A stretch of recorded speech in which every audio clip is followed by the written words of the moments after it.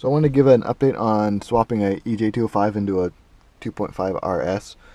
So as you can see, I got the wiring harness removed, and this is the first time I've ever removed a dash in any car and removed the wire harness. So if you're thinking about doing this, it really isn't as hard as it seems. Once you get working on it, it's not too bad. The dash bar, it comes out just 4 bolts over there and a couple over here, and then you get a lot more room. It's really just following the plugs. So on this side there's just 1, 2, 3, 4, 5, 6 plugs on that side. ECU down there on plugs, and then under 10 plugs on that side to get the dash harness out. So with the RS, you only have to get the dash harness and a couple from the engine bay, as you can see right here. But there's just a few plugs in there, a couple sensors. It honestly is not bad. I did this in a day after work. Just took me like 3 hours to get everything out. And I left the AC condenser in here because I am going to keep AC, and I didn't want to remove this because then you'd have to take it in to get all the AC refill crap removed, because you can't just let it out. And like I said, I'm keeping AC. My AC was working, so I kept that in, which I thought you had to pull, but you don't, to get the dash bar out. And I just removed the heater core, which is just 2 bolts up here, and then the 2 lines that run into the engine bay. And then this was the kind of a pain because I thought I had to remove more crap to get it out, but really it was just the vents that were getting in the way here. So you just have to lift it up over this and then pull it out that way, and it comes out pretty easily. You just gotta be careful removing these ones because one of them's plastic and it can break. So yeah, it's not that bad, honestly. If you are thinking about doing this, just take a lot of pictures or video. That way when you get the harness back, you know where everything goes. I think the hardest part is just going to be running the harness so it's nice and tucked up there. So I'm just going to take my time and make sure it's all tucked and there's nothing hanging down. But yeah, not too bad. Really not too bad. I'll show you the Ej205.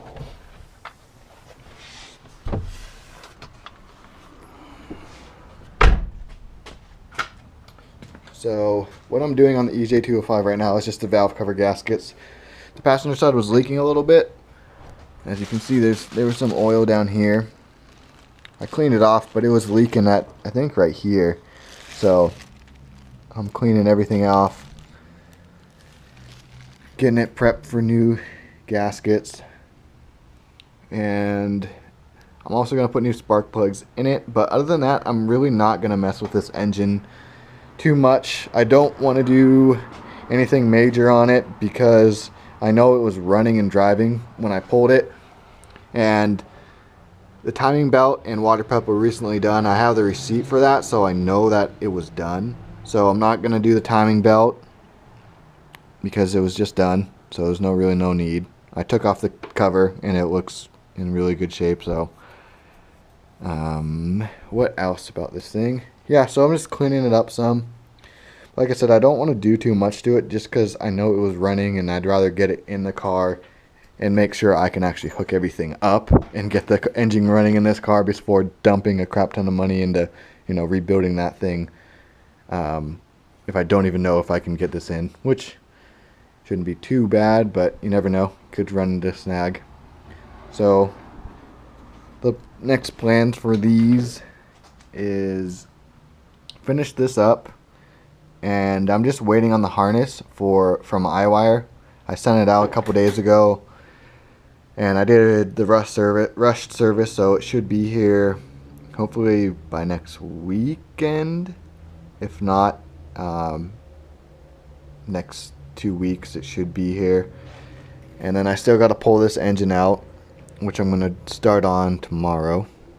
And then once I get this engine out, I'm going to do the clutch and the rear main seal on there. And I'm not going to put this engine in until I get the harness, because I want to run the harness in the bay first and get it all nice and tucked and not have to worry about an engine in the way, because I know you can do it with the engine in the car, but I'd rather get the harness, run it where I want to go, so there's no, snags or anything, nice and clean, and then I'll drop this in and then just hook it up. So yeah, just waiting on some stuff, but all in all, it's going pretty smooth.